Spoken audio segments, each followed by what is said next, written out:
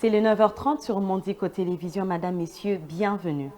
L'ancien ministre de Transport, Voies de Communication et Désenclavement, Chérubin Okende, mort le 13 juillet 2023, s'est suicidé. C'est la principale conclusion des enquêtes menées sur cette affaire dont le contenu a été révélé ce jeudi 29 février 2024. Le procureur général près de la Cour de cassation, Firmin Mvonde, au cours d'une conférence.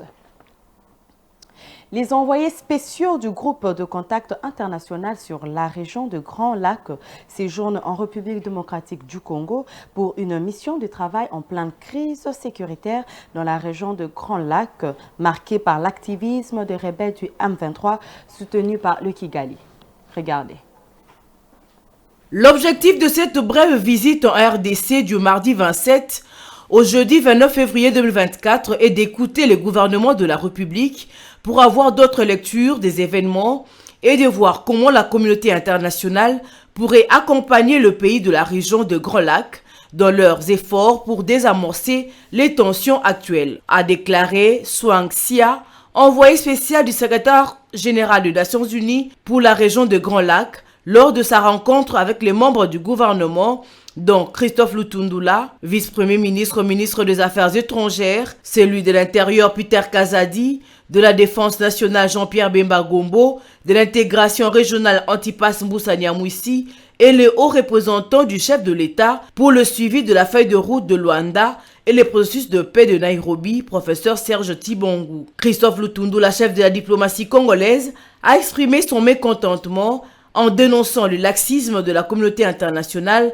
face au Rwanda, principal soutien du M23. La venue de cette délégation, comme ce que j'ai dit tout à l'heure, c'est pour vous écouter, avoir votre lecture des choses, pour que les acteurs principaux de la communauté internationale aient une compréhension, une lecture commune de la situation et voir comment ces acteurs pourraient mieux vous accompagner, vous appuyer.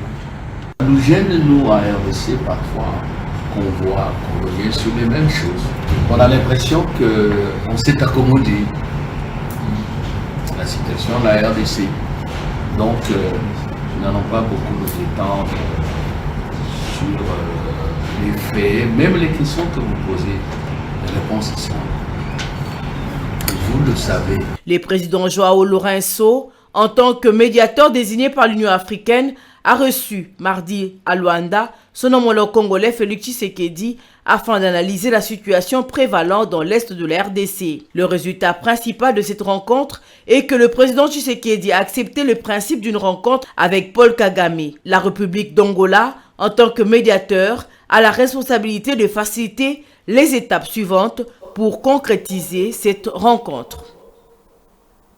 Dans un communiqué rendu public le mercredi 28 février, la Commission électorale nationale indépendante porte à la connaissance de l'opinion qu'elle est saisie des actes de corruption de certains prétendants candidats sénateurs, gouverneurs et vice-gouverneurs.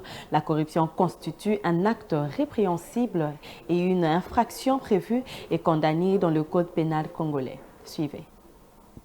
Élection de gouverneurs, vice-gouverneurs et sénateurs.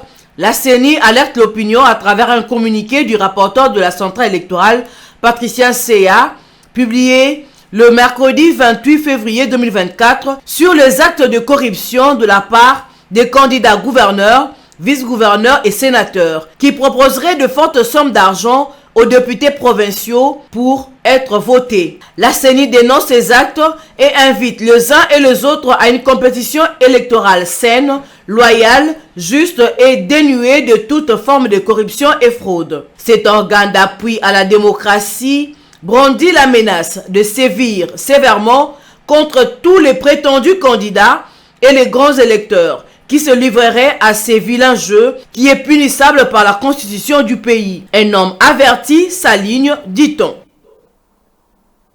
Et pour clore ce bulletin, l'avenue Kasavubu dans son tronçon compris entre les avenues du Commerce et Croix-Rouge est encore ouvert à la circulation.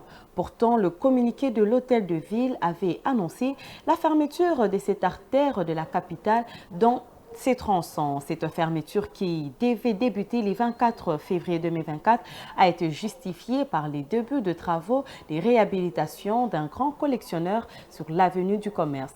Les usagers de cette route encouragent ce travaux mais souhaitent qu'ils ne prennent pas beaucoup de temps pour alléger leur supplice. Regardez. La célèbre avenue Kasavubu reste encore ouverte à la circulation autour du marché central. Les motards ainsi que quelques conducteurs des véhicules continuent d'emprunter cette avenue malgré son état de délabrement très avancé, dont le tronçon qui devait être fermé et qui mène vers le centre-ville de Kinshasa.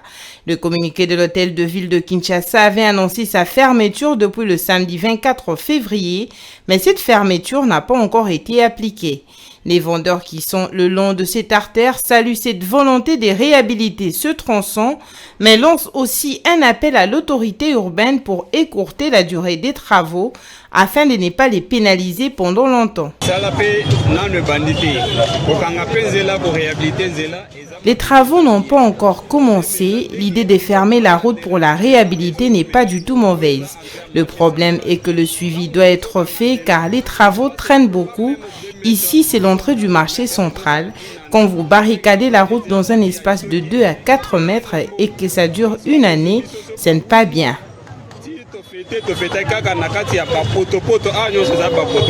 Comme beaucoup d'autres coins de la capitale, l'avenue Kasavubu ploie sous le poids d'immondices mélangés à la boue.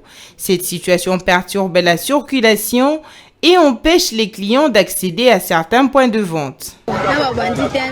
Les travaux n'ont pas encore commencé, mais à cause du mauvais état de la route, les affaires ne tournent pas bien. Il y a de la saleté un peu partout et cela ne nous permet pas de bien vendre. Les clients ne fréquentent pas vraiment ce côté. Nous demandons aux autorités de réhabiliter cette route et de finir aussi les travaux de construction du grand marché pour nous permettre de rentrer à l'intérieur et de vendre convenablement. Les usagers de cette route très fréquentée se réjouissent de la réhabilitation, mais demandent à l'autorité de travailler d'une manière urgente pour ne pas pénaliser la population qui afflue vers le marché central. S'ils barricadent la route, nous devons nous limiter au niveau de l'avenue Croix-Rouge et faire descendre les gens. Ensuite, ils vont faire les pieds pour accéder au grand marché. Ça sera une façon de faire souffrir la population. Pour rappel, le tronçon de l'avenue Kasavubu, compris entre l'avenue du Commerce et l'avenue Kato, est impraticable depuis plusieurs mois. Les usagers souhaitent vivement que cette route soit complètement réhabilitée pour faciliter la circulation dans ce coin très fréquenté du centre d'affaires de la capitale. Madame, Messieurs, c'est la fin de ce bulletin d'information. Très bonne suite de programme sur Mandico Télévision.